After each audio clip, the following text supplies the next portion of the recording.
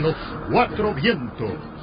Cuatro profesionales de la información analizan, comentan, reflexionan y polemizan sobre los temas más importantes de la vida nacional e internacional. A los cuatro vientos. Muy buenos días, muy buenas tardes, muy buenas noches. Nuestro deseo para todos los que están en sintonía a esta hora en A los Cuatro Vientos, con Tirsa María Sáenz, Javier Reyes Salva, William Grisby Vado y su servidor Néstor Espinosa. Placer como siempre. Casi en agosto. Casi en agosto. Para todos los efectos en agosto. Hoy es 30, ¿no? 30 de julio. Prácticamente ya el penúltimo día estamos arrancando el penúltimo día del séptimo mes. Nos quedan nada más 5. O sea que en julio hicimos 5 programas. Casi siempre hay casi siempre hay 5 semanas, ¿no? 5 lunes, más bien. 5 lunes, más que 5 semanas. Así que nos sale extra este mes, pues. ¿Verdad? ¿Por qué se ríe? Viera que sí. ¿Por qué se ríe el patrón? 31 de julio el día de San Ignacio, ¿no? San Ignacio de Loyola. Y también cumple 60 años, creo que cumple ya la Lula. El 31 de julio. Felicidades a la Lula anticipada. Eduardo José Marchena Rodríguez nos ve desde Japón, así es que saludamos porque debe estar casi de noche, ¿no? ¿Cuántas horas hay de Japón? ¿16, 18? 16 debe ser, ¿no? Chocho, mano. O sea que son allá las 9 de la noche. Allá no es el sol naciente, no, la noche naciente, ya pronto, si no es. Bueno, arranquemos pues. ¿Alguien tiene algo de deportes para no perder la costumbre de los deportes? ¿Cómo salimos en los centroamericanos? Los centroamericanos del Caribe. ¿Cómo teníamos que salir? Mal. Sí, no fue bien. ¿En béisbol estás hablando o porque...? En béisbol, fíjate que yo no lo vi mal. Porque no me hagas esa cara, déjame terminar de hablar. Están de mañana, Javier. Mira, la selección entrenó solo 2 semanas. El Pomares se suspendió en abril. Empezaron 2 cosas ahí. Mientras los otros países entrenaron sus selecciones, aquí jugaron interescuadra y un jueguito con el Bor y otro jueguito con los tantos. Ahí, esa fue toda la selección. Y bueno, por lo menos quedaron en la ronda, en la clasificatoria para los Panamericanos, porque solo 2 clasificaban de manera directa para los Panamericanos en Perú, pero ellos ahí van, pues. ¿Cuánto ganó? Ganó 3 ganó. Le ganamos a Puerto Rico, a Panamá y a Venezuela. Puerto Rico, Panamá y Venezuela, creo, sí. Pero, y el resto de deportes son 4 medallas de bronce. Y fueron el remo, que nos dieron la grata sorpresa, ¿te acordás? En los centroamericanos, karate, taekwondo. Ahí parió. Ahí. El boxeo está empezando, ¿no? El boxeo. Eliminaron, por lo menos sí. Mica ya lo eliminaron. Pero eso es lo que podíamos esperar, pues. Bueno, yo creo que seguir justificando el béisbol ya no puede ser, ni siquiera porque tengas una guerra encima, pues son profesionales, viven jugando todo el año. Cierto, no se tuvo pero el béisbol es así, con entrenamiento, con paz o en conflicto. El béisbol no está bien, y no está bien, hay que buscar las razones del por qué no está bien, pues eso no...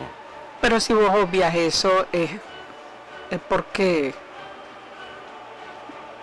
o sea, querés buscar algo para echarlo en cara, pues no sé, pero eso son razones válidas. Es decir, aquí el Pomares se suspendió en abril y fue correcto, y es correcto. Y tener un equipo con 2 semanas de entrenamiento que, o sea, de cual no le sacas paso mientras los otros llegan en mejores condiciones. Mira a los cubanos estaban pegando el grito al cielo. 2 derrotas seguidas. Sí. El grito al cielo y incluso en el medallero general no le fue nada bien a los cubanos. En tercer lugar, ¿no? Bueno, lugar. Le falta todavía. Sí, pero no le fue nada bien, ya no alcanzan a México. México fue el rey, ¿verdad? Sí. Sí. Bueno, dice Marchena que son las 8 de la noche en Japón. 8. Son 15 horas entonces. Y Checho Alfaro no se queda atrás, dice saludos desde El Sauce. Y Brenda Gómez desde Madrid, España. Gracias a todos, ¿verdad? Ahí seguimos después. Bueno, eso. Pero seguramente tanto en Japón como en Madrid y en El Sauce comparten esto de no nos alienta mucho la selección de béisbol. En cualquiera de las circunstancias, ¿no? ¿Y cuándo es la ronda para los Panamericanos? No sé, fíjate, no sé, pero es fuerte. Va a Canadá, creo que van a los Estados Unidos, no sé cuáles son 5 países, pero es fuerte. Ahorita clasificaron Cuba ahí. Puerto Rico, que son el primer y segundo lugar. Cuba y Puerto Rico. Cuba, que ayer ganó la medalla de plata, pero... La medalla de plata, bueno, sí, en que béisbol, segundo lugar. Sí. Que será lo que se estaba jugando con Colombia, pero la ronda va a estar fuerte. Y acordate que en los centroamericanos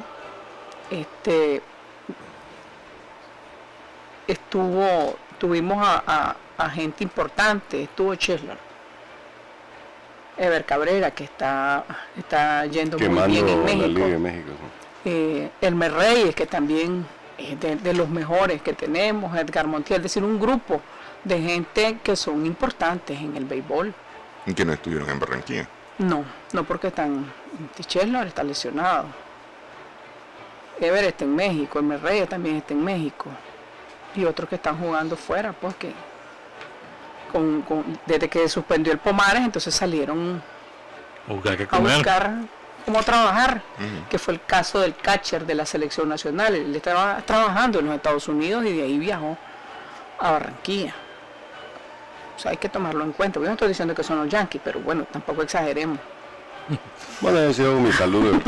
Al Martínez en Ottawa les había dicho, pero aquí tenemos otros también. Leslie Estrada Palacio desde México. Oscar García desde Myanmar. Ahí son, dice, Birmania. Ahí son las 5:40 de la tarde del lunes. Y termina mi día de trabajo y paso inmediatamente a ver, dice. A los 4 días. Lejos. Qué maravilla. 5 y 10 de la tarde. Nicas por todos lados. Eso sí es diáspora, hermano. Diáspora. Y Jordán Valdero más dice desde arriba, saludos. Para que vean que estamos en todos lados. Gracias a todos. Sí. Bueno, mensajes al WhatsApp 76717168 para quien tenga interés en enviarnos sus comentarios, sus opiniones. 76717168. Son las 5:10 en la mañana, 2:10 en la tarde de este 30 de julio. Una semana comparada con las semanas anteriores de los últimos 3 meses, con un poco menos de violencia, por lo menos reducido el número de muertes en las calles. Me parece que ahora la semana más bien ha estado salpicada por la cantidad de detenciones y por los despidos. Y las declaraciones, diría yo, esas son las tres ¿La declaración de quién? Del presidente Ortega. Sí. Saludos desde Fort Wayne, Indiana, David Calderón. Subaid de Estrada de Inglaterra. Bueno, para que disfruten. Nos están haciendo agua a la boca. Qué barbaridad. Y entonces, no parece que la perspectiva sea la reapertura del diálogo, al menos no en el corto plazo, no parece. El cardenal Brenes ayer decía que ellos no cierran la puerta, y el presidente Ortega, en los avances que ha dado Oppenheimer de la entrevista que le hizo para la CNN, que se presenta hoy, entiendo, sí, a las 7. A las 7 de la noche hora de Nicaragua, o a las 7:30, no sé. El presidente Ortega parece que desea incorporar entre los mediadores a organismos internacionales. Eso es lo que dice el adelanto, pero habrá que ver la entrevista qué es lo que exactamente dice, pero esa es la gran... Bueno, y el otro aspecto que también habrá que confirmar con la entrevista completa, pero le escuché al presidente Ortega que la cifra de muertos según el gobierno es de 195. Me parece que esa es la cifra que dijo, pues no te la confirmo, pero habrá que esperar la entrevista. Pues. Bueno, la expectativa en las últimas 2 semanas ha sido cuál iba a ser la contraofensiva del presidente Ortega en esta circunstancia. Entró como una tromba el 19 de julio, descalificando a los obispos y acusándolos de golpistas. Y posteriormente comenzó a dar entrevistas. Pues, veámoslo un poco en orden, ¿no? Entre las cosas que él ha hecho, porque definitivamente está entrando a una fase de propuestas políticas, nos gusten o no. Lo interesante es que después de descalificar a los obispos y de prácticamente decirle golpista y por gusto, injusto además e innecesario, al final no se va a poder deshacer de ellos, porque lo que le dice a Oppenheimer, de lo poco que hemos visto, más bien la columna, Andrés Oppenheimer publicó una columna en la que comienza con una pregunta inclusive provocadora, ¿no? Si el presidente está desesperado o si el presidente está realmente saliendo del hoyo, como dirían los narradores deportivos. Entonces, lo que propone es ampliar la mesa de mediadores, ¿verdad? Todavía no se ha referido a qué quiere de la oposición ni nada por el estilo. Pero quizá esa es la propuesta más interesante, y por eso viajó el canciller Denis Moncada a Nueva York la otra vez para pedirle a las Naciones Unidas que se incorporaran como parte de la mesa de mediación. O sea, tendríamos obispos, si esa es toda la propuesta, representantes de Naciones Unidas, probablemente la OEA, y quizá él va a meter ahí a un alfil, una figura que es totalmente de él, que es Vinicio Cerezo del SICA, ¿verdad? Eso en materia de propuestas que él ha hecho, pues todos sabemos que la entrevista que le dio a Fox News lo que trataba era de ablandar el corazón del presidente Trump. Realmente nunca había visto algo tan ridículo como eso, ¿verdad? Dar una entrevista, la primera exclusiva que dio a una cadena, con el ánimo de que lo viera el presidente Trump, o con la esperanza que lo vieran, por lo menos le pasara un papelito, dice Daniel Ortega, que no seas malo con él y que lo trates bien. Y posteriormente le dio a Telesur una entrevista más dura todavía y menos despistada que la anterior. Y posteriormente pues hemos tenido estas otras dos, no sé cuántas más va a dar, ¿verdad? Euronews, que sale mañana, la versión en español, y la de Oppenheimer, que me gustaría ver qué tal lo trata. Oppenheimer no es un entrevistador como del Rincón, pues, que es agresivo y hace preguntas duras. Lo he visto muchas veces y desde su tono es bastante amable. Me imagino que fue una entrevista pues mejor que la pasada que le hizo la directora de Telesur. Pero es interesante, pues se ha metido, ha puesto ya blones en la mesa internacional, ¿verdad? Mientras el cerco alrededor de él se endurece más, pues la comunidad internacional está más dura con él que hace una semana o 2 semanas atrás. Rompo el hielo, porque barbaridad, todo el mundo vino desanimado hoy. Pareciera el lunes. Desde Ohio nos envía saludos José Sánchez. Javier Cano dice, qué casualidad, ahora sí de entrevista a Daniel Ortega para decir mentiras. Saluda a su tocayo Javier y a doña Tirsa. A nosotros dos no. No. Y también René, que manda saludos, pero no dice el apellido ni de dónde. ¿Ah? Muchacho inteligente tiene. Pero bueno, lo que no, si no está claro quiénes van a componer la mesa de mediadores, menos aún que esté clara la agenda. Claro. Es decir, porque es que es como recomenzar, pues, me imagino yo, pues, porque bueno, para que haya un mediador, el mediador tiene que ser aceptado por las partes, ¿no? Es decir, no basta que el gobierno lo proponga, tiene que aceptarlo la otra parte. Es que hay una parte de la entrevista que le da Telesur donde se expresa muy bien de Brenes. Yo creo que él se sale... Por la otra parte, bueno, a menos que... Él se sale del discurso del 19 que hizo tabla rasa con todo, ¿verdad? Inclusive se lleva el nuncio, pues. No, pero pero lo mencionó a Brenes también en el discurso del 19. Sí, y también habló que no todos los obispos. Sí. Y exactamente, y habló de 2 endemoniados, ¿verdad? Pero en fin, él en la entrevista de Telesur ya es más directo a reconocerle. Él se agarra del concepto paz expresado por el cardenal Brenes para decir seguimos adelante. Y yo creo que esa base, eso es un hecho real, pues yo no lo veo sacando a los obispos de la mediación con todo lo que les ha dicho. Primero, el respaldo internacional que han tenido los obispos ha sido contundente, ¿verdad? Estoy hablando desde el Vaticano, pasando por gobiernos, por organizaciones. Y después de todo, pues la conferencia episcopal también ha sabido aguantar la pechada, no ha botado la gorra como en el estilo Nica, porque somos así, pues nos pican la cresta y inmediatamente todos salimos como gallitos de pelea, a ver, vámonos a la calle a resolver estos golpes. Me parece fundamental también que en todo este proceso, además de que se ha mantenido la coherencia de los obispos, la reacción de la gente ha sido también de apoyo a los obispos. La marcha del sábado, peregrinación más bien. Bueno, pero el sábado hubo 2 marchas, una a favor y otra no tanto.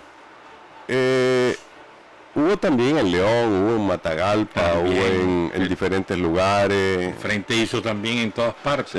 Pero esa no tanto, al final de cuentas, no tanto una contramarcha, es decir, en el sentido de oponerse al sentido de la marcha. Pero le apoyo a todos los que iban en esa marcha. Está bien, pero la idea del sábado, por lo menos, hasta donde yo entiendo, era la celebración del natalicio de Hugo Chávez. Es la convocatoria, Sí. Pero estamos hablando, Javier dice, bueno, la gente en una marcha de respaldo a los obispos, la otra marcha no lo respalda.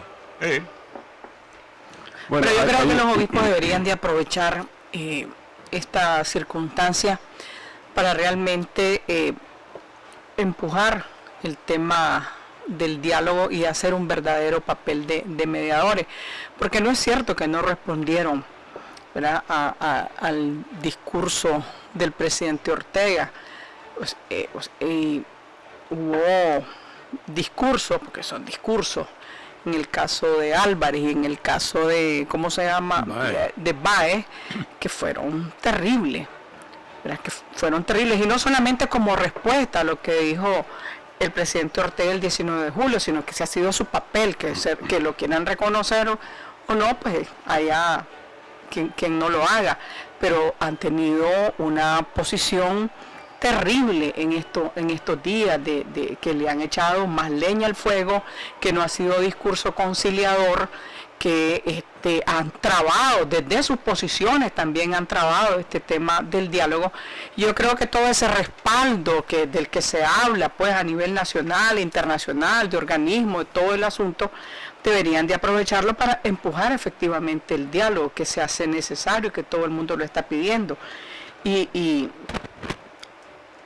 yo insisto, pues, en el papel que puede hacer. Bueno, al nuncio le cayeron porque fue el 19 de julio a la plaza, como que llegó con bandera rojinegra y con camiseta. Pues todos sabemos el papel, su papel, y además ya dio todas las explicaciones que tenía que dar. Pero a mí me parece que esos 2 personajes pueden hacer la diferencia en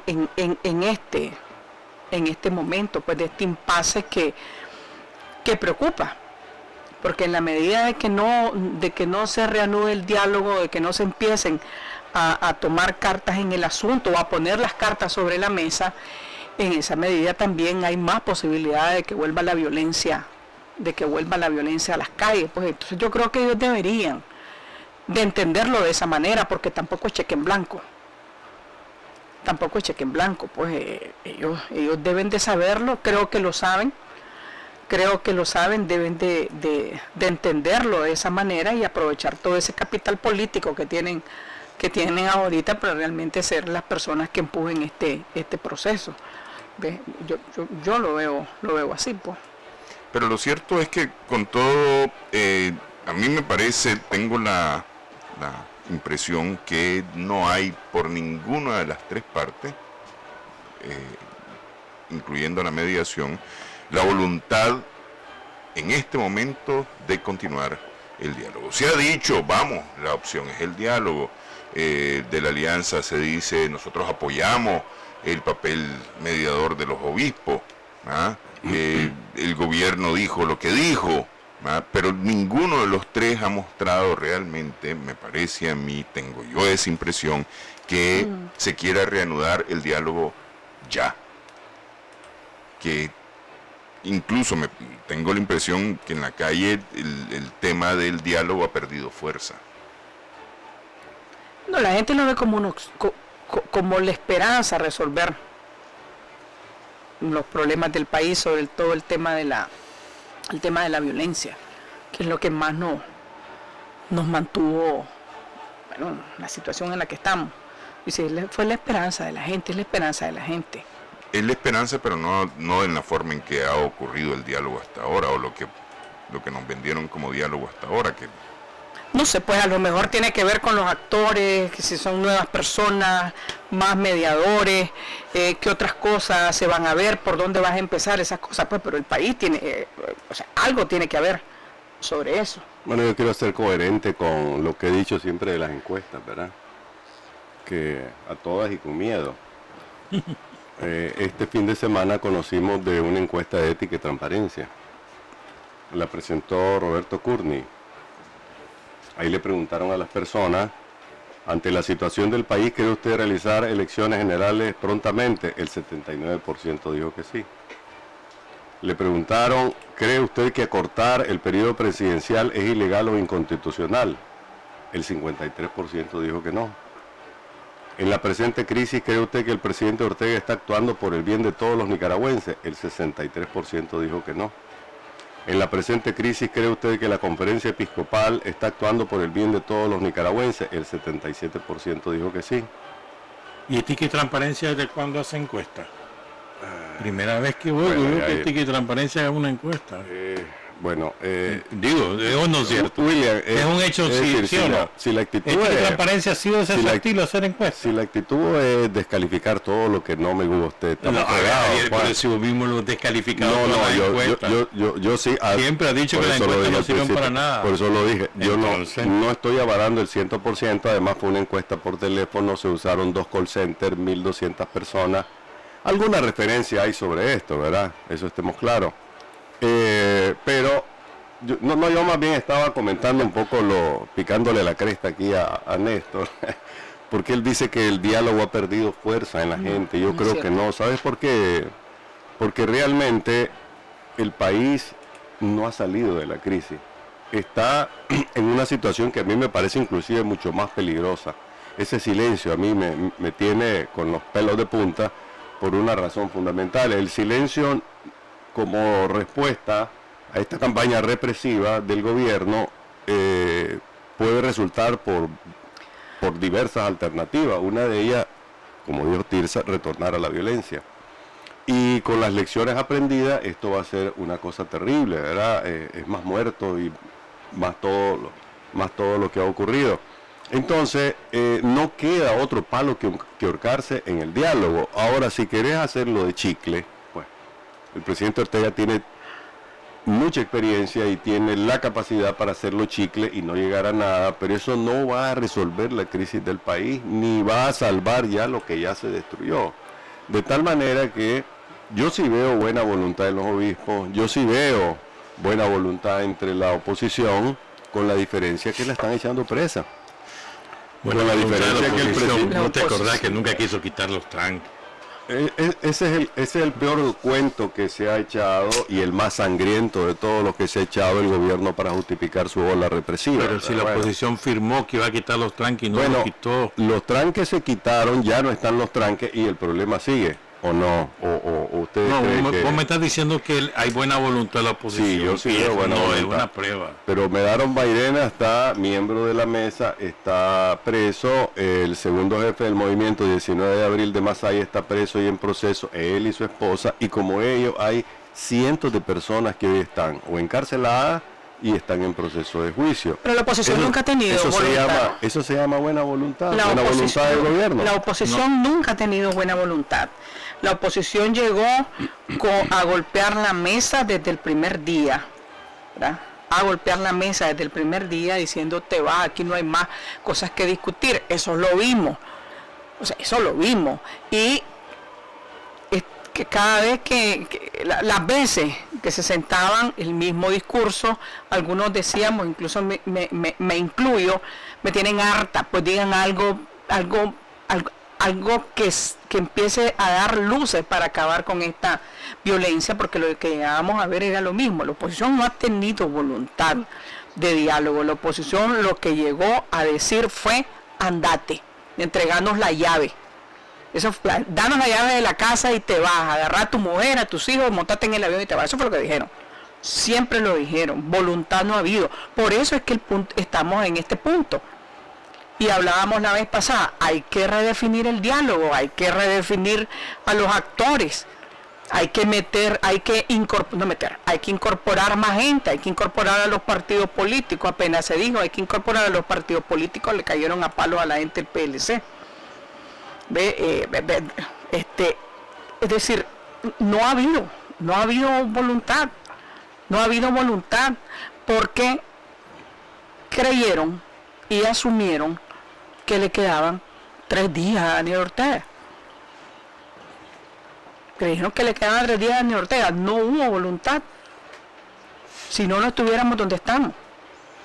Y en eso también tuvo su cuota o tiene su cuota la conferencia episcopal, porque no supo asumir su papel de mediador, y ahí están los hechos, y ahí están sus discursos, y ahí están sus actitudes. No toda la conferencia episcopal, 3 obispos, muy beligerantes, muy políticos, pero la verdad es que no ha habido, con todo, y que la gente, la mayoría de la población, y no creo que voy a ser atrevida, nos incluimos, vemos como la única salida. Es que es la única. Sí. No, es que en eso yo creo que todos estamos de acuerdo. Pues cuando yo digo no veo que la gente tenga esperanza en que el diálogo pueda resolver, es la percepción que tengo de pláticas con muchas personas en la calle, ¿verdad? Que no han visto, por lo menos en lo que se ha hecho de diálogo, no han visto eso, las voluntades para poder realmente salir de esta crisis. Pero sí, efectivamente, estamos en una crisis, la crisis no ha terminado, la crisis continúa, se va a alargar por más tiempo, y eso depende mucho de los actores, del gobierno principalmente, qué tanto se va a alargar esto. Y digo del gobierno porque el gobierno es el que tiene la responsabilidad de la guía de este país, y por eso digo que en él descansa la mayor responsabilidad para la resolución de esta crisis. Pero lo cierto es que todos estamos involucrados, y digo todos los nicaragüenses estamos involucrados en la resolución de esta crisis, porque empieza desde nosotros mismos la resolución de esta crisis.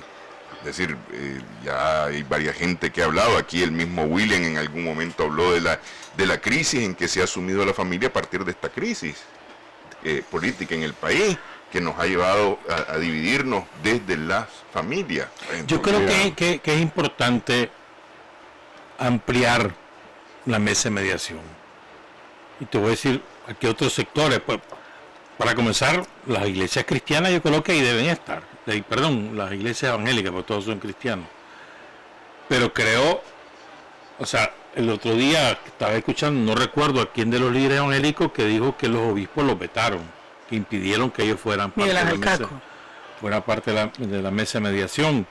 Pero creo que es importante que sean incorporados. Y yo creo que también aquí habría que empezar a hablar de temas que también son relevantes. ¿Qué pasa con los caribeños? Los caribeños es una realidad que está al margen de todo esto y están sufriendo consecuencias de todo tipo y están totalmente al margen. Pues vienen las elecciones autonómicas el próximo año. ¿Qué va a pasar con ese proceso electoral? digo, también los caribeños creo que es importante tomar en cuenta como factor dentro del diálogo, no sé en qué calidad, pero creo que es importante. Solo a modo de recordación, bueno, si ustedes son sandinistas y si ustedes hubieran estado en los zapatos de Daniel Ortega el 16 de mayo, cuando habían 84 muertos, hoy van arriba de 500. Y si hubieran arriba de 500. Pues, 400. No, hombre. 195, pues dale, pues había. Dile que 250, pero es que hay una especulación con la cifra de muertos terrible. Podemos verlo después. Porque Álvaro Leiva, que es un delincuente metido a derechos humanos, y inventó la descalificación de nuevo. Es decir, todo el que está del otro lado es malo, solo yo soy bueno. No, hombre. Pero bueno, yo no. Estoy especulando. Yo les aseguro, y no les voy a hacer, ya no lo voy a hacer como pregunta, pero yo les aseguro que si ustedes hubieran sido el presidente de la República, cualquiera de ustedes hubiera sido el presidente de la República el 16 de mayo, pensando en lo que han vivido, pensando en que son miembros de esta sociedad, yo les aseguro que ustedes aceptan de inmediato disputar en elecciones la presidencia. Solo imaginar que iban a haber más muertos, valía la pena decir me bajo y a ver, discutamos los términos de esto, vámonos a elecciones. Yo pienso que cualquier demócrata lo hubiera hecho porque no valía la pena, no vale la pena mantenerse en el poder, en una silla presidencial, sabiendo que todos los días hay muertos, ¿verdad? Y el presidente Ortega lo hizo. En consecuencia, pues, eso se llama no tener voluntad política. Eso sí es no tener voluntad política. Por otro lado, recordemos, pedirle al presidente que renuncie no es inconstitucional. Por ningún lado la Constitución dice que es ilegal. Pedirle que adelante las elecciones tampoco es ilegal. Ya ha ocurrido en la historia de este país y con la Constitución de 1987 se adelantaron las elecciones. Entonces, se reformó la Constitución y se adelantaron las elecciones. ¿Y cuál es el golpismo? Pues, ¿cuál es el golpismo? Sencillamente, el único que no tiene capacidad o no tiene voluntad de diálogo es el presidente Ortega, ya lo sabemos. Pero realmente no queda otra más que el diálogo, y si quiere convertirlo en una torre de Babel, pues allá él. Pero este país se sigue cayendo a pedazos todos los días hay muertos, todos los días hay una crisis económica, todos los días alguien se va al desempleo, todos los días hay una esperanza que se muere y no hay manera de volver atrás ya, ¿verdad? Yo lo que siento es que siempre caemos en un círculo vicioso en lo que hablamos en el programa, pues, o sea, cierto, porque realmente no depende de nosotros el que vaya avanzando la cosa o que vaya retrocediendo. Nosotros solamente somos testigos, con una visión cada uno de nosotros, pero somos testigos, no somos protagonistas, en el sentido de que no tenemos ningún pito que tocar en ninguno de los dos lados, pues en ninguno de los tres. Es decir, pero siempre yo trato de alzar, pues a ver, hombre, vamos a entrar al séptimo mes, al octavo mes del año. Dentro de 2 días estamos en el octavo mes del año. O sea, nos quedan 5 meses para acabar esto. Ajá. Bueno. Para acabar el 2018. No, pues agosto, septiembre, octubre, noviembre y diciembre. 5 meses. Ok, en 5 meses, ¿qué puede ocurrir en este país? Pues, vámonos a la producción. Este es un país agropecuario, fundamentalmente. Efectivamente, las cosechas no han sido afectadas en la raíz, es decir, se sembró, hubo siembra, el invierno ha sido irregular. ¿Qué pasaría si la base productiva está intacta? Porque efectivamente la base productiva agropecuaria está intacta. ¿Qué nos pasaría si hubiera sequía? Porque si así que está intacta, estamos en crisis, ¿qué tal con una sequía? Otro elemento, a ver, ha habido una pérdida de empleo que se calcula no menos de 120,000, los empleos perdidos a partir de la crisis. Eso significa también un impacto descomunal en el INSS, descomunal. Si ya el INSS estaba en crisis, perdiendo 120,000 afiliados, yo no sé qué va a pasar.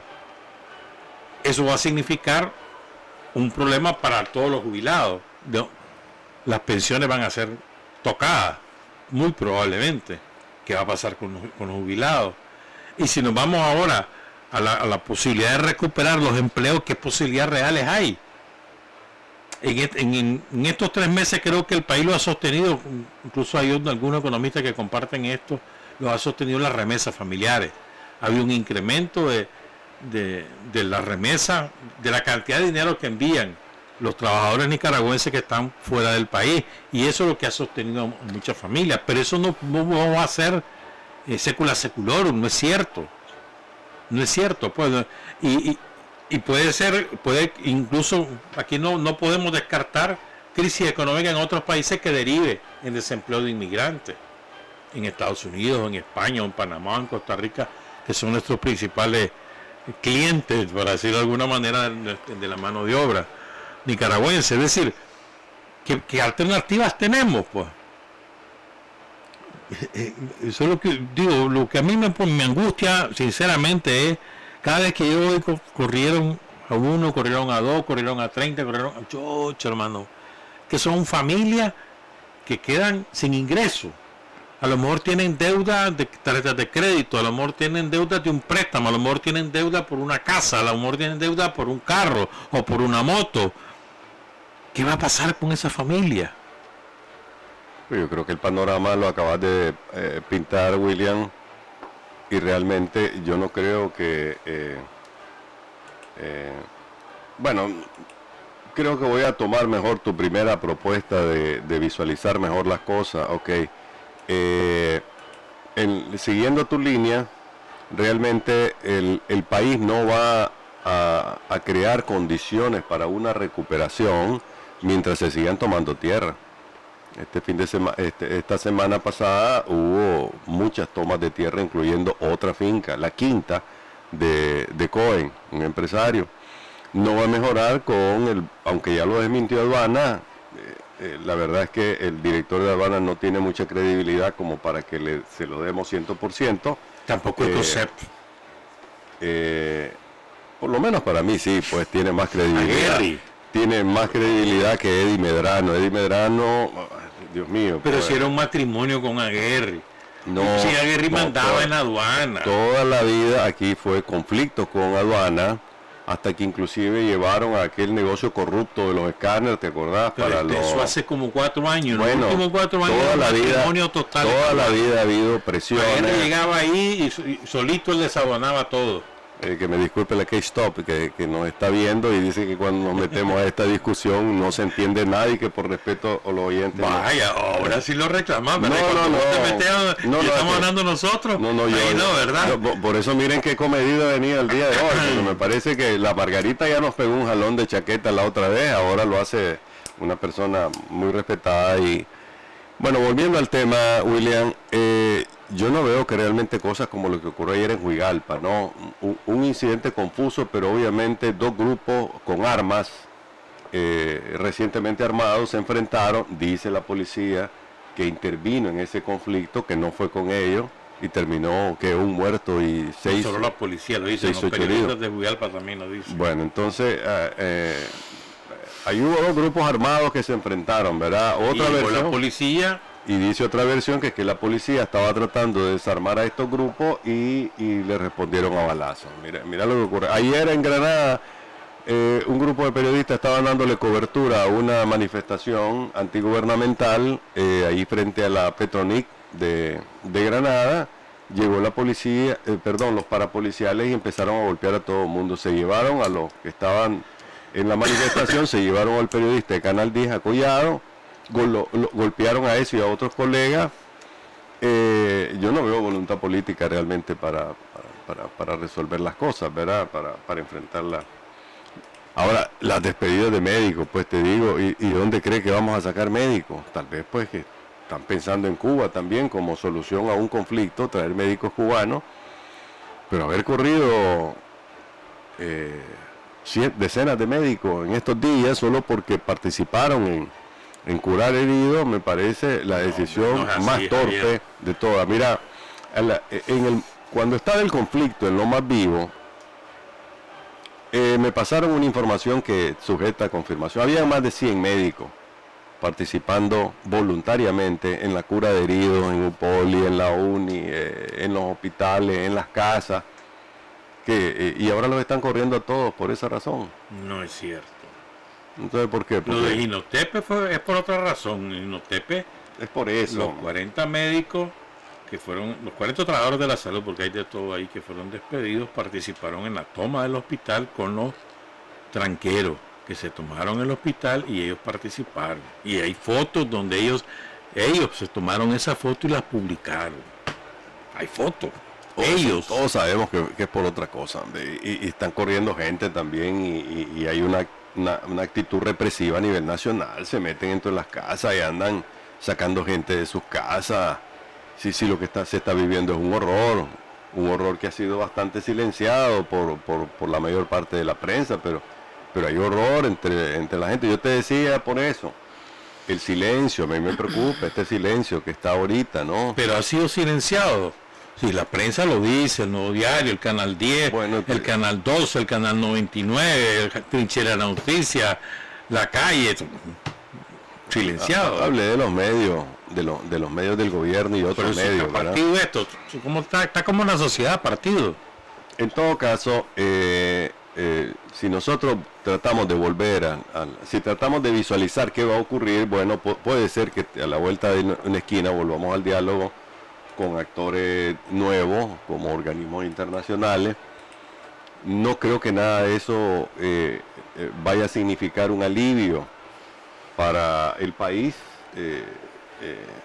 Todo diálogo pues trae la esperanza de que esto se va a resolver, y es posible, pero yo no lo veo, porque este recurso de descalificar un diálogo para volverlo a hacer a tu gusto, sencillamente es ganar tiempo y no adelantar las elecciones. No va a haber adelanto de elecciones, aquí hay que esperarse hasta el 2021, eso es mi impresión personal, y el presidente va a hacer todo lo que pueda hacer para llegar hasta el 2021 sin adelantar las elecciones. Y está en su legítimo derecho. Bueno, el demócrata haría otra cosa, ¿verdad? Pero este no es demócrata. Pero la Violeta, cuando estuvo, ¿te acordás cuando estuvieron aquí la barricada que pasaron? Eso fue el transportista, la Violeta trató de renunciar. Eso era sonada. Eso era sonada, Javier. ¿Y cómo le llamaría entonces? Entonces lo de ahorita, ¿cómo le llamaría? ¿También a sonada? Yo creo que esta fue una revolución social. Había que tener dos prismas. No. Entonces, lo que pasó en los 90 era sonada. Y lo que pasó ahorita es revolución. Bueno, ¿cómo que Rachel? Le verá como... pero si te estoy poniendo... No vamos a las mismas discutir cosas, barricadas, enfrentamiento con la policía. No ocurrió eso. Lo que hoy vi, lo que estamos viendo, yo te digo, yo estoy orgulloso de esta nueva generación de jóvenes. Realmente nos han dejado sorprendidos a todos. Esta generación juvenil ha superado inclusive a la de los años 70, porque se fueron a las calles sin armas a pretender derrocar un gobierno para buscar una democratización. Eso a mí me parece que es un avance enorme. Te digo, es un orgullo contar con esta juventud, porque sabes que puedes estar con ellos hasta el final, pues. Y yo creo que va a estar hasta el final, independientemente del desenlace, desafortunadamente con muertos, ¿verdad? Mírate, entre paréntesis, hay manifestaciones en Rusia, y ustedes ya saben por qué, ¿verdad? Ayer hubo levantamiento en todo Rusia.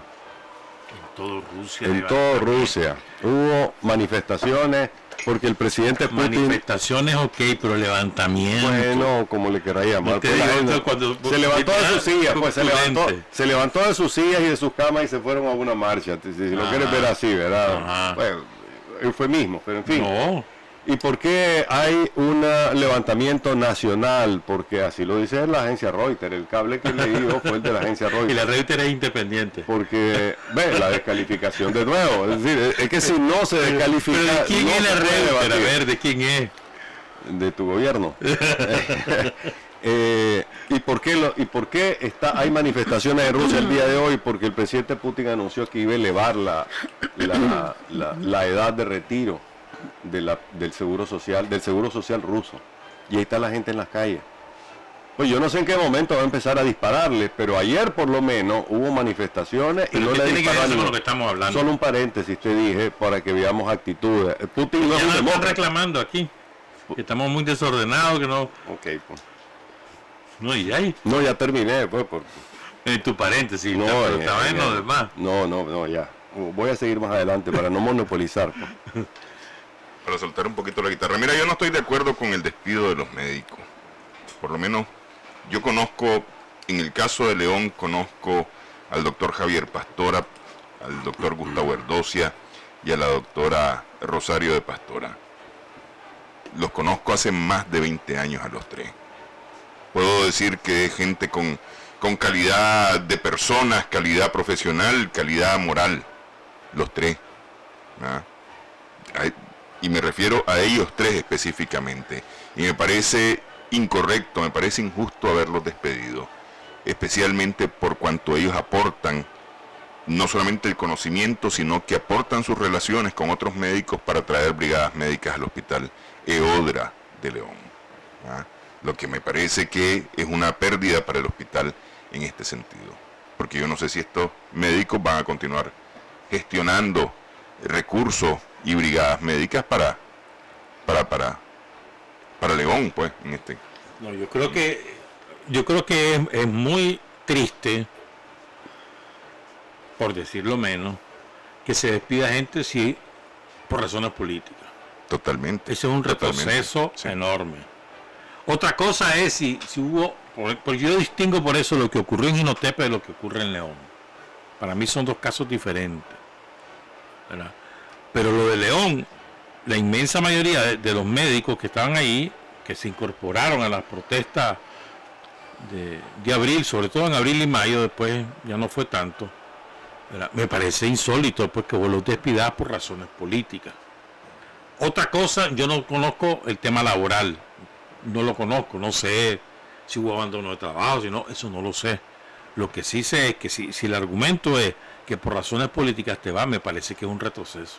Totalmente, y esto es porque he iniciado una campaña, por lo menos a través de las redes, pidiendo a los que no están de acuerdo con este gobierno y que están trabajando en instituciones del gobierno y del Estado que renuncien a sus puestos, antes que los corramos, dice la campaña. ¿Ah? Lo que trae más inestabilidad al país, me parece a mí. Pero que en las redes sociales se dice cualquier estupidez. Sí. Y eso es. Pero esa estupidez está reflejando parte de la realidad que hay en este momento. En el caso de los médicos, que yo también estoy en contra total y absolutamente que por razones políticas se despide una persona. Y ese es un ciclo terrible que hay que acabar con eso en este país. Es decir, yo entiendo en el 90 fue cacería, ¿verdad? Alemán fue cacería. Por favor, esto es un ciclo con el que hay que acabar. Y que parecía haberse acabado, Tirsa, porque cuando entró este gobierno no despidió gente de las instituciones. Por eso no hay despidos. Por lo menos no hubo los despidos masivos que hubo en otros gobiernos, no hubo. Es cierto, a ver, yo entiendo los cargos de confianza, que son cargos de confianza, y así está establecido incluso en la ley. Pero bueno, quiero centrarme en lo de los médicos. Yo creo que ese asunto tienen que reconsiderarlo. O sea, jugar con la dignidad de las personas, no importa quién sea, pero bueno, estamos hablando en este caso de los despidos de médicos, que eso debe de pararse, debe reconsiderarse. Si hay casos particulares, ¿verdad? Pues revisen los casos particulares, pero no puede haber cacería de brujas. No me puedes correr a mí porque pienso distinto a vos o porque apoyo una cosa y otra no. Pues eso no tiene sentido. O una enfermera. Correr si no respondo profesionalmente. O sea, si vos a mí me demostrás que yo robé, que no cumplo, que soy pésima y que de manera deliberada causé un daño X, o sea, correme, pero demostrámelo. Pero no porque fue una marcha. Entonces, ¿en qué país estamos? Eso no puede ser. Eso dice mucho de los que toman ese tipo de decisiones. Y no debe ser, pues. O sea, debe de revisarse. Además, yo evité esa campaña. Evité esa campaña y me parece una campaña estúpida. Totalmente. Estúpida. Sí. estúpida. ¿Cuál Decir, campaña, sí? De que corran a todo el que participó en una marcha o porque no está apoyando al gobierno. Ya, espérate, ahí. Es como paréntesis, pues, pero yo he visto algunas estupideces. Entonces, por ejemplo, suponete, pues, los opositores van a ir al Salvador Allende, antes de que pasara esto, iban al Salvador Allende, ponerle, le tomaban una fotografía y le voló la riata al gobierno, y mirá, están en y si le caso los parques son para el frente. Eso ha dejado esta situación, es decir, todo el mundo anda crispado, porque del otro lado tampoco son inocentes, y espero que no me digan, como vos sos sandinista, entonces opinás de esa manera, ¿verdad, Javier? Pero de todo el mundo anda crispado, hay una situación ahí en el ambiente que no es positiva, que no abona mucho. Y con este tipo de cosas, como en el caso de los médicos, que son, es un sector tan sensible, tan delicado, tiene sus particularidades, entonces yo creo que no ha sido la mejor decisión. No ha sido la mejor decisión. Ahora, con el tema de incorporar a otros sectores, yo creo que sí, y no es que dividan, porque esa ha sido la práctica, no. Los campesinos, los productores tienen mucho que decir. No solo los del COSEP. Uno de estos días me llamó muchísimo la atención y dije, tiene razón este hombre. El presidente del Banco Central se reunió con el sector forestal. Entonces, al finalizar la reunión salió uno de los que estaba ahí y dice el hombre, no recuerdo cómo se llama, me pareció buena, nosotros tenemos muchos problemas, tenemos muchas cosas que decir, pues planteamos nuestras preocupaciones, un montón de cosas, los permisos, los atrasos, todo, porque dice, por primera vez a los pequeños nos toman en cuenta, porque hasta hace poco, hasta abril, solo se reunían con los grandes, con la Cámara del sector, con los grandotes, y nosotros teníamos serios problemas con los permisos, con la aduana, con un montón de cosas que no, y era hora de que nos tomen en cuenta. Entonces yo creo que los productores tienen mucho que decir, los pequeños y los medianos productores tienen mucho que decir. Ahí están las mujeres que desde hace años están esperando las tierras, una ley. Nunca, jamás las escucharon, tienen mucho que decir. Los militares retirados. Los trabajadores, los sindicatos, es decir, un montón de sectores que tienen, o sea, claro, no podés hacer una asamblea, porque es un cuento de nunca acabar. Pero son acciones de gobierno, sí, son diferentes. Y en el caso de la costa Caribe, hay que tomarlo en cuenta, porque hasta ahora los dos que están ahí de la costa Caribe únicamente han llegado con planteamientos de otro tipo, pero no en los grandes problemas que tiene la costa Caribe, el tema de su autonomía, el tema de los recursos naturales, de la inversión, de una serie de cosas que son importantes. Por eso yo creo que debe de redefinirse, porque se trata del país, de echar adelante el país, no aquí te doy el 50, te doy el 40, me quedo con el 60, no, es redefinir las cosas y empezar a echar adelante desde las elecciones, no sé si reformas constitucionales, no sé si referéndum, no lo que sea, pero para empezar a echar adelante el país y escuchar a todos los sectores que tienen muchas cosas que decir. Bueno, yo he escuchado a la vicepresidenta también decir que, o llamar al país a que no actuemos con venganza, y digo actuemos toda la sociedad, que hay que actuar con, ¿cómo fue que dijo? Con, pues, perdón y reconciliación. Perdón y reconciliación. Sin embargo, a la hermana de la esposa de Fajardo, o sea, la cuñada de Fajardo, que era la directora administrativa de la Embajada de Nicaragua en Washington, la despidieron por ser la hermana, la cuñada de Fajardo, el de Masaya, que está en juicio porque su hermana está en juicio. ¿Cómo se le llama eso? Sí, algún nombre tiene, ¿no? Y luego despidieron a 2 personas más de la embajada. Un caso, te cito, pues no voy a citar más porque realmente hay que acompañar la palabra con la acción. Y vos no te puedes empezar a dar discurso anti-odio, a favor de la reconciliación, si estás actuando de otra manera, ¿no? El ejemplo. Sin dar el ejemplo, y el ejemplo fundamentalmente es dar un paso adelante, ¿no? Y vos establecer Pero realmente este país necesita acciones y acciones de todos lados, pues no quiero decir, porque efectivamente tampoco hay santos y demonios aquí, pues como a veces se nos ha pretendido decir que los unos son los demonios y los otros son los santos, pero en fin,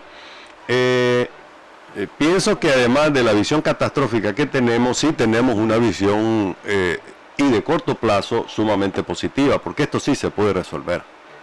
Pero ya no vamos a reponer ni los muertos, ni el que recibió una bala.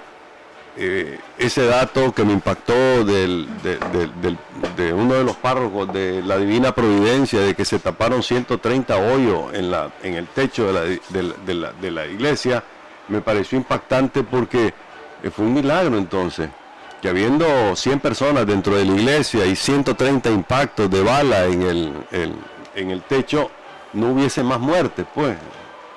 Algo está protegiendo a Nicaragua y obviamente ustedes saben quién es, pues no quiero lastimar mucho a los agnostistas que hay aquí, pero en fin. Aquí hay uno que pregunta que si hablaste con Dios, dice, porque como los obispos están más cerca que si... Todos los días trato de hacerlo, ¿verdad? No, con la oración, los obispos están más cerca. Entonces, veamos, si efectivamente las elecciones van a ser hasta el 2021, quiere decir que 2019, porque yo no contaría con 5 meses ya para terminar el año. Realmente diciembre nunca he contado, sí, excepto para fiesta y para bandidencia, ¿verdad? Pero yo creo que ya pasando el 15 de septiembre aquí se acabó. Si en septiembre no están las mercaderías de Navidad en sus puestos, en las bodegas, el fracaso comercial de diciembre va a ser espantoso, porque normalmente así se pauta, ¿no? En septiembre tienen que estar entrando los furgones, en octubre ya tienen que estar en la bodega, porque las campañas de Navidad en los últimos 3 años han comenzado en septiembre.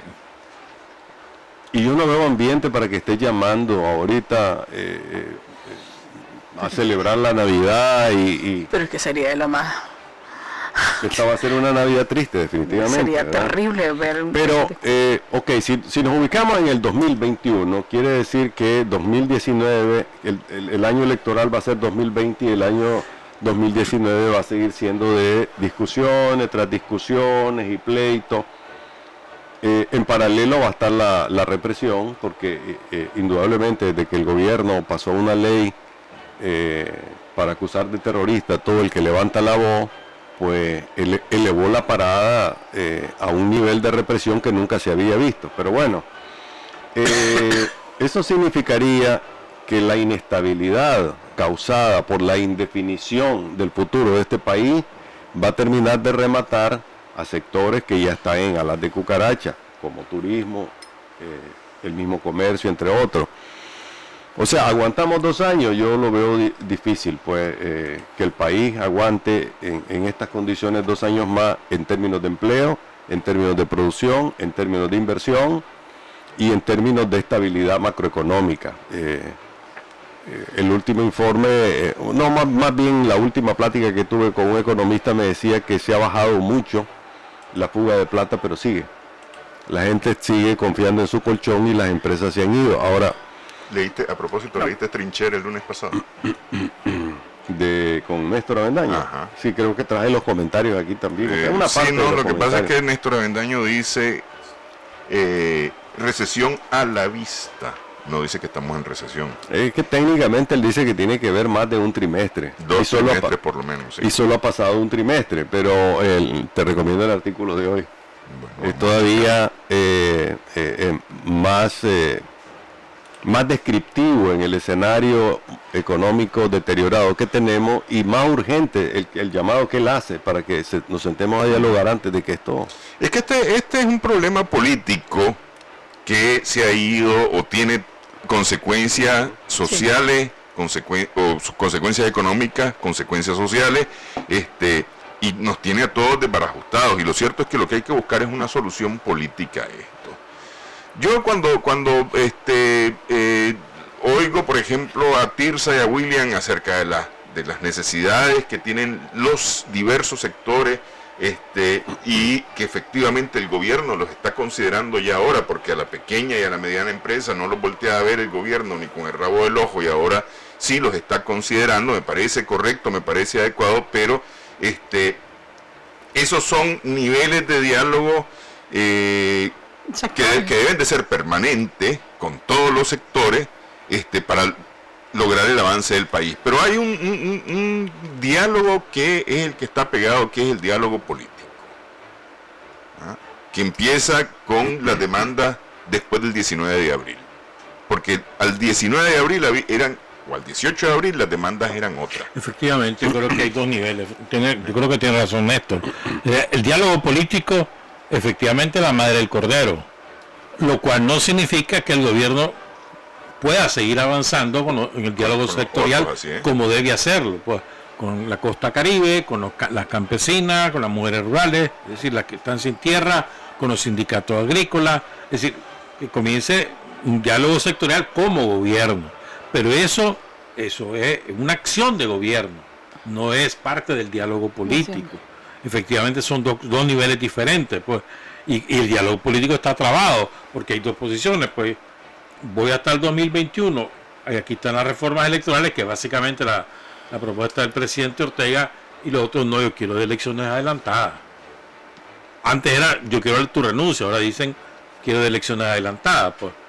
Pero bueno, suponete, pues, están en esos dos niveles las posiciones de ambas partes, y ese diálogo político yo no veo que vaya a avanzar de aquí a diciembre, no lo veo, no parece. Por eso planteaba que esto huele más a elecciones 2021 y lo que va a llegar es un país distinto al que tenemos. ¿Y qué va a pasar después de enero, cuando supuestamente queda listo el tema del calendario cumplido con la OEA sobre las reformas al poder electoral? Es que ni siquiera sabemos qué se negoció con la OEA, porque el gobierno ha estado negociando a diferentes bandas, ¿no? Intentó negociar con Estados Unidos, le enviaron un delegado, el delegado le dijo, mire, la propuesta es que usted adelante elecciones. Él les dijo que lo iba a considerar y luego dijo que no. Pero eso es lo que se dijo, de lo que se había hablado. Lo cierto es que no hubo una declaración oficial sobre esto. Y acuérdate que la reforma de la OEA la iba a presentar la OEA en el diálogo y los obispos le dijeron que no. Eso no sé, sí, no estoy claro. Lo dijo el monseñor Álvarez. Bueno, lo que sabemos es que efectivamente hubo... Yo pregunto porque lo que hay es un calendario que termina en enero. Es decir, por lo menos eso es lo que se anunció y se dijo, esto es lo que se va a hacer con estos y estos pasos, pero no hay para señales. concluir en enero. Pero no hay señales de que se esté trabajando en algo sobre eso. Absolutamente no, pero ahí en la página de la OEA hay una declaración que dio uno de los que vino aquí en varias ocasiones a negociar con la OEA las reformas electorales. Ahí están en la OEA, la pueden buscar y verán que sí hay, quizás no al detalle, pero así ahí están consideradas ya, incluyendo un calendario que nos pone prácticamente en marzo, la posibilidad en marzo. O sea, es decir, el presidente Ortega, repito, abrió una ventana de comunicación con un congresista, ¿verdad? Senador. Esa ventana se agotó cuando del discurso de voy a analizarla pasó al me quedo. No recuerdo qué fecha fue, el famoso discurso de que no nos vamos, nos quedamos. Posteriormente vino aquí un delegado que fue el embajador Carlos Trujillo en nombre del Departamento de Estado y un sector de los republicanos a decirle adelante las elecciones. Antes de eso ya Carlos Pela y los empresarios le habían propuesto adelantar las elecciones. Antes de eso, los obispos fueron a su oficina y le dijeron adelante las elecciones como propuesta. Pero todo esto vos lo habías contado ya hace varios programas, todo ese relato. Pues. Por eso, pues, pero solo lo estoy recordando, pues, porque las gestiones para encontrar una solución paralela a este asunto han caminado en dos vías, la pista del diálogo y la pista de las gestiones internacionales del presidente, que en dos ocasiones las ha tirado a la basura cuando se planta en un discurso y hablándole a su gente le dice, no, aquí tenemos pantalones, aquí tenemos faja y aquí no fajamos. Es que yo pregunto esto de la calendarización o los resultados de esa calendarización con OEA, porque una cosa cierta es que el sistema electoral tal cual está en este momento resulta no confiable, y mucha gente ha dicho que no es confiable, ¿no? Entonces resulta no confiable. Ir a una elección X, Y, Z elección, un referéndum, un plebiscito, lo que sea que implique el sistema electoral, yo creo que en este momento ni para la elección del representante de grado en el colegio aceptan el sistema electoral tal cual está. No es tan malo el sistema, el malo es el que cuenta los votos. Pero en fin, el sistema pues como tal, porque lo que se ha propuesto es una reforma al sistema. Acuérdense que esto empezó cuando la reforma de la ley electoral del 95. Correcto, yo estoy de acuerdo en eso. La hizo Sergio Ramírez, el MRS, la hicieron los social cristianos de Agustín Jarquín y la hizo Toño Lacayo, la hicieron a modo para que les conviniera a ellos, y politizaron todo el sistema electoral, ellos lo partidizaron. Yo estoy de acuerdo con eso. Y así se quedó este asunto. Y la Contraloría y todo lo demás, todos los poderes ellos instituciones autónomas y demás. Y se lo repartieron, además. Y se los repartieron, efectivamente después se los repartieron. Después vino la, ¿cómo se llama? La ley de... Marco. La ley Marco y acabó con eso. Por eso no sirve. Sí. Entonces, ese es el origen, pero nos metemos no ahorita a una elección anticipada con este sistema y no vamos para ningún lado, porque nadie va a reconocer los resultados. Puede ser estar correctamente diseñado, ¿verdad? El problema es que no hay confianza, el problema es que está súper cuestionado y te están pidiendo cambiarlo. Pero ahora, si lo discutiste con la OEA, si lo hablaste con la OEA, se acordaron una serie de pasos. Cuando yo digo no he visto señal, es que esos pasos no los hemos visto. Es decir, no se ha hablado de eso. No se ha consultado, no se ha hablado de eso, no se ha puesto sobre la mesa. El presidente de la República no ha dicho nada en relación a eso. Y eso se supone que es lo que acordaste, con la gente de la OEA. O sea, los partidos políticos que supuestamente estaban integrados a este proceso. Los partidos políticos los han descalificado, y los ha descalificado la oposición. Lo que hay que hacer es pulverizar a este Consejo Supremo Electoral y reconstruirlo de cero sobre la base de un organismo técnico. Ya no puede ser más un organismo, aunque va a ser, volver al Consejo de 1990. Podría ser, a una especie de ese consejo, pues. Que era politizado también, porque eran miembros de partidos. Pero no puedes cuestionar a Mariano Fiallo. Jamás. Sí, lo puedo cuestionar. No puedes cuestionar a Mariano Fiallo, jamás. Pero mira, a ver, ¿por qué no? Es que también a veces nos perdemos. El sistema electoral no es el Consejo Supremo Electoral. Esa es la cúspide. Así es. Pero hay todo un andamiaje que está en manos de los partidos. Aparte de eso, ¿no? O sea, empieza en la cedulación y termina en el escrutinio. Pero empieza en la cedulación.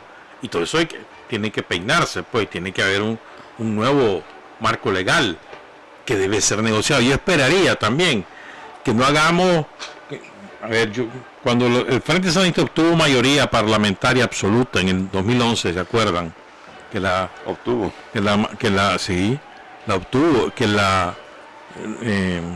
volvió a tener ahorita en la de 2016.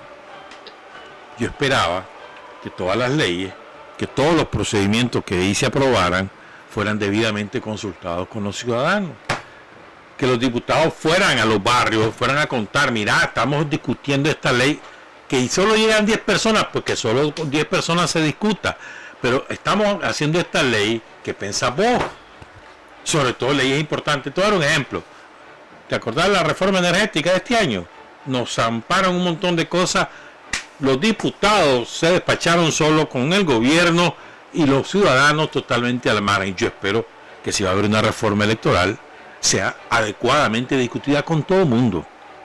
Por la vía de cabildo, yo no sé cómo, por un procedimiento, pero que todo el mundo participe, que no sea un cuchubaleo cupular, porque volvemos a las mismas. Pues aquí de democracia participativa en Nicaragua, yo no la conozco. Pues aquí es democracia parlamentaria y de cúpulas, más nada. Pero José Cuchú aliaba con el gobierno, se despachaban hermosos, se repartían cargos y el resto de la sociedad aparte. Yo no veo democracia parlamentaria con 72 diputados diciendo sí a todo lo que le mandan. Eso no es democracia parlamentaria. ¿Te acuerdas que así era con los liberales? Sí, nunca tuvieron 56 mayoría. 56 tuvieron, 55 tuvieron. Bueno, es historia más larga, pero nunca tuvieron realmente una 72 diputados. O sea, nunca tuvieron. Eso no es una democracia, eso es una dictadura parlamentaria. Pero fue lo que sucedió en el 95 y por eso estamos donde estamos en este momento. Yo estoy de acuerdo con ustedes, ahí se pervirtió totalmente el sistema. O sea, no me quiero meter ahorita a una discusión filosófica sobre qué concepto de modelo democrático queremos tener, pero realmente la actual constitución y del 87 para acá, todas las constituciones o la constitución reformada tantas veces han dicho que el sistema de partidos políticos es la columna vertebral de la democracia, y aquí lo que ha habido desde 1995 es una constante sabotaje a ese sistema, porque los partidos pequeños han querido que la democracia sea de partidos pequeños, de alianza, como que si esto fuera Alemania o fuera un país parlamentario de otro tipo. Pero además de eso es querer llegar al poder a través de otras vías que no son las democráticas, y la única vía democrática es aquí el que tiene más votos.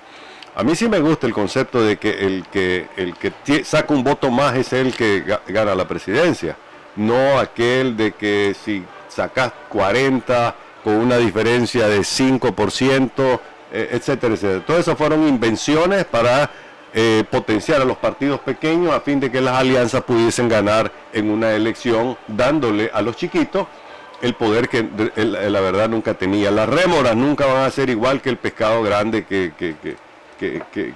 al que le van comiendo lo que sobra, ¿verdad?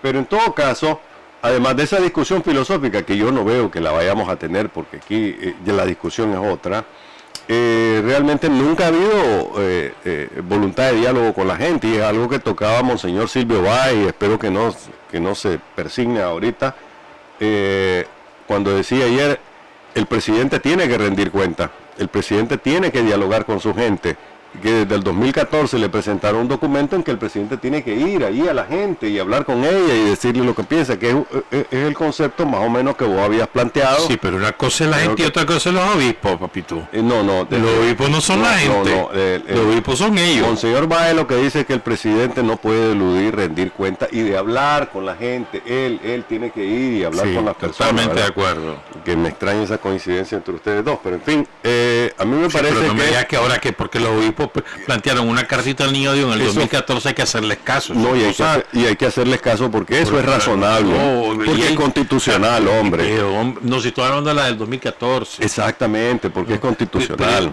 Pero es que hablaba en el 2014, ¿no te acordás? Cuando fueron a la anunciatura y ahí Daniel Ortega se burló de ellos, le recibió el documento, lo metió en un folder y nunca lo volvió a ver. Y ahí lo que le pedían era diálogo.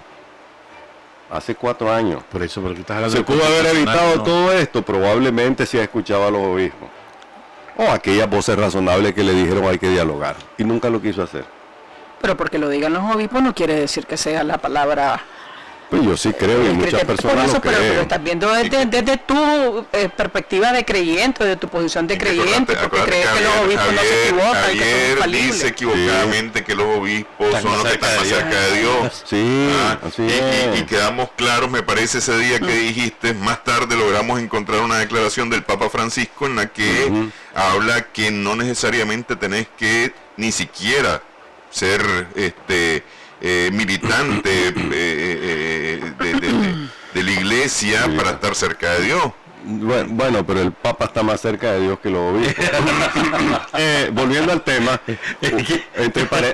otro paréntesis, ¿verdad? Realmente fue satisfactorio, realmente una cosa que espiritualmente te llena ver a tantos evangélicos que fueron a la peregrinación del sábado a favor de los obispos, ¿no? Evangélicos que dijeron, aquí estoy, soy evangélico, mire, pero estoy con los obispos. Me pareció grandioso también porque ese ecumenismo no lo vemos todos los días. No se ve realmente que puedan juntarse. Un tema que lo plantean oyentes, me parece importante. Dice aquí alguien. Hablan de los 50 médicos despedidos y los 400 trabajadores del sector energético despedidos por la misma problemática. Ellos también tienen mucha importancia. 400 despedidos, dicen, en el sector energético. Dice, una, dos. Desde arriba nos dicen de que la UPOLI va a cerrar en Riva como consecuencia de todo lo que ha ocurrido y qué va a pasar pues con los títulos, con las notas, con los muchachos que están a media carrera. Y este es un verdadero problema también, creo yo, que afecta. Son los problemas periféricos, no sé. Pero fíjate que con el caso de los despedidos, de empresa privada, qué sé yo, yo los diferencio, es decir, en el caso de los médicos, me vuelo, intuyo, pues que por razones políticas, no veo otras mientras no hay explicación, y creo que esas explicaciones deben de darse, ¿verdad? Porque no los despidió el dueño de la clínica privada, los despide el Ministerio de Salud. Entonces debe de haber una explicación por qué no solamente te aplico el 45 en tu casa a llorar y a berrear y a gritar que tomo estás corrido. Ahí debe de haber una explicación. Pero en la empresa privada, todos los días hemos estado hablando de la cantidad de trabajadores despedidos, que es terrible, y hay una desesperación de la gente. Del Estado no ha habido muchos corridos, porque no ha habido muchos corridos, pues no ha habido, muchos corridos, pero la empresa privada sí, la gran empresa privada está corriendo más a la gente. Estamos hablando de los bancos, estamos hablando de qué sé yo, pero están corriendo a la gente y eso me parece terrible. Fíjate que te voy a dar la razón en la primera parte. Ustedes vieron la carta de despido de los médicos de León, ¿verdad? No cita por ningún lado el artículo. El 45. No lo cita. Fíjate que yo me fijé en las 8 cartas que fueron las que circularon, y inclusive la carta de despido del doctor Carlos Sánchez en Carazo. Un hombre de 39 años de ejercicio profesional, un especialista que no lo vas a reponer así nomás. Por ningún lado, son 3 párrafos, por lo menos las cartas que firmó Judith Lejarza. La muchacha la mandaron al fuego sin ninguna experiencia, pero bueno, alguien quería tenerla ahí, ya sabemos quién, ¿verdad? Y la mandaron al fuego. Esa carta no cita el artículo, lo cual me parece no solo ilegal, sino injusto. Para vos te tienen que decir por qué te corren. Pero en cuanto al sector privado, yo creo que debemos esperar más. Si la situación de indefinición política y yo no percibo en el sector, vos decís son 2 cosas diferentes, de acuerdo. También Tirsa lo decía, en un caso es el Estado y en otro caso son dueños de empresas, pero yo no percibo un ánimo de sacrificio también de los empresarios, de su ganancia, de que ellos se van a apretar el cinturón para evitar correr más gente. O a darle las grandes empresas no están dando alternativas a los empleados, es corrido o corrido. En cambio, las pequeñas empresas sí le están dando alternativas. Le dicen a la gente, mira, date vacaciones, después se terminó las vacaciones, quédate 2 meses en tu casa, vamos a ver si se compone esto, pero no te corro. Le dan alternativas, le conservan la plaza, pero las grandes empresas simplemente corren. Y yo no veo que los dueños de Cinza o los Pela o los dueños de los bancos como los Zamora o el Ramiro Ortiz esté diciendo, ve, yo voy a agarrar la faja, la ganancia la voy a reducir, la ganancia, no estoy hablando de la utilidad general, sino la ganancia la voy a reducir para favorecer el empleo de los trabajadores. No veo ese. Una señora dueña de una pyme, creo que es de Granada. Aquí con todos nosotros lo transmitimos como, bueno, en Granada, pues con toda la situación que hubo en Granada. Ella se reunió con sus trabajadores y le dijo, bueno, no a nadie vamos a correr, no han venido turistas, pero aquí vamos, vamos a hacer hielo, ya no podemos hacer comida, vamos a hacer hielo y vamos a ir a vender, pero aquí nadie se va. O sea, alternativa. Y los que se están echando a tuto la crisis son los pequeños, eso hay que reconocerlo. Los pequeños y los medianos se están echando a tuto la crisis, han buscado alternativas que no la ha buscado la gran empresa privada. Eso me parece injusto, muy injusto, porque bueno, todos los días salen hablando que la democracia, que no sé qué, un montón de babosadas que dicen todos los días. Y no predican espérate, pero bueno, déjame hablar a mí. Estoy hablando de ellos, ¿verdad? Con ese su discurso hipócrita que salen hablando un montón de babosadas, lo repito, y están corriendo un montón de gente sin buscar alternativa más que andate. Y los pequeños, las pymes se están echando a tuto la crisis y lo han demostrado todos los días, por eso es que hay que empujarlos ahorita, porque un montón de gente desempleada, eso es una barbaridad. Pero eso es lo que ha venido haciendo la pequeña y mediana y microempresa en este país en los últimos años. El 80% de la economía de este país. Los últimos años no, hace más de 40 años. Bueno, son los últimos 40 años, descansa sobre las pymes. Sobre las pymes, no sobre las grandes empresas. Gracias por ahorrarme la mitad de lo que iba a decir, ¿verdad? Porque efectivamente esa ha sido la realidad. Una cuarta parte, ¿no? Pero no hay duda que yo no quiero volver y parecer maniqueo y parecer loco culpando al gobierno de todas estas cosas, pero efectivamente parte de las cosas que el gobierno no quiso ver, y el presidente Ortega cuando se plantaba en un acto que pudo haber cambiado la historia de este país, no lo quiso hacer, es precisamente visualizar todo este rollo dramático, porque no hay peor cosa que vos regreses a tu casa y le digas a tu mujer, me corrieron o me mandaron de vacaciones, y cuando vos te mandan de vacaciones en una empresa, vos sabés que al regreso lo que vas a encontrar es la famosa cartita. Mira, el presidente Ortega le dijo, Telesur fue, ¿verdad? Sí, a Telesur, que era urgente la reforma al Seguro Social, ¿verdad? Creo que lo mencionó, en algún lado lo mencionó, pero creo que fue en la entrevista de Telesur. ¿Cómo se te ocurre volver a tocar el tema del Seguro Social sin decir qué cosa va a venir? Entonces, ¿qué hicieron los empresarios cuando oyeron?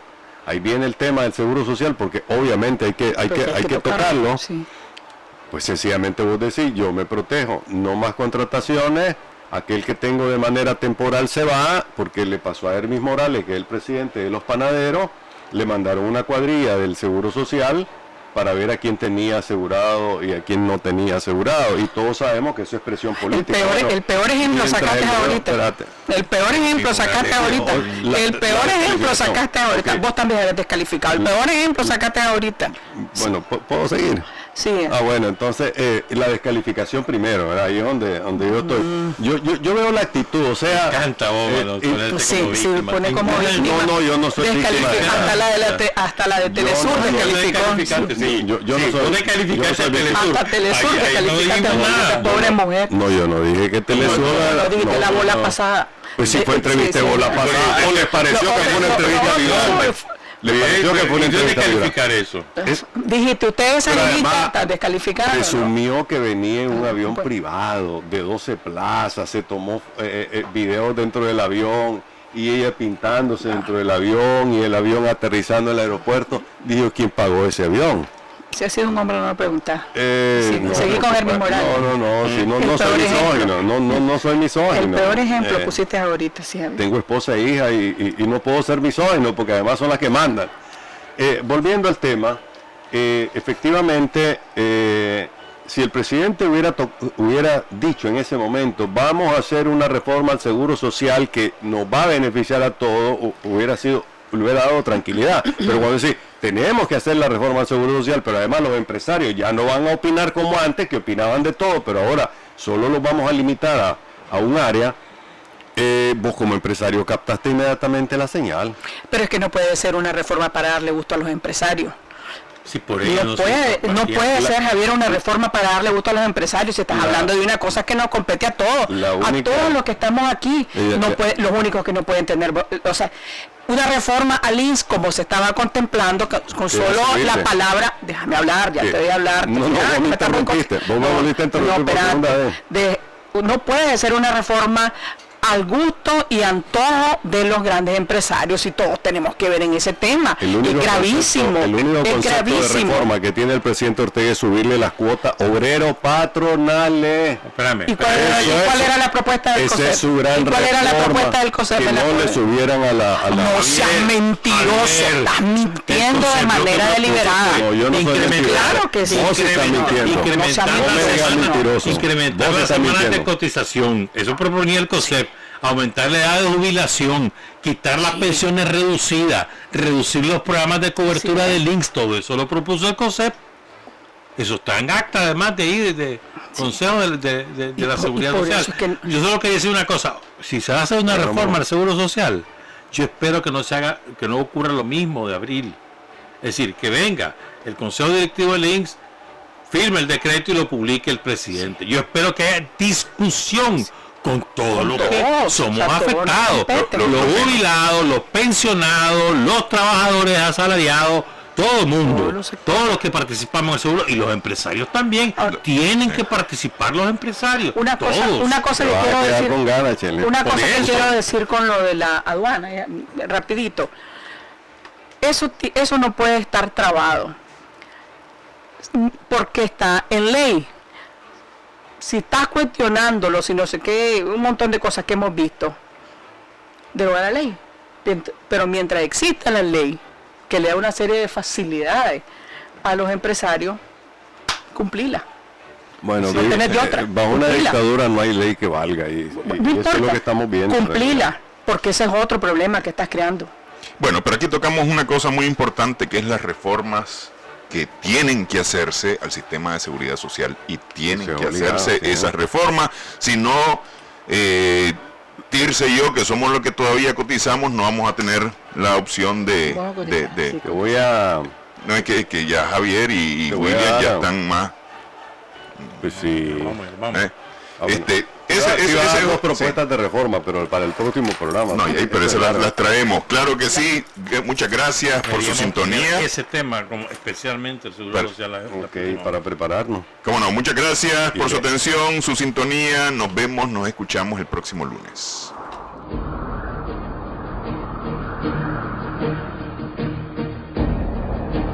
A los cuatro vientos. 4 profesionales de la información analizan, comentan, reflexionan y polemizan sobre los temas más importantes de la vida nacional e internacional. A los cuatro vientos.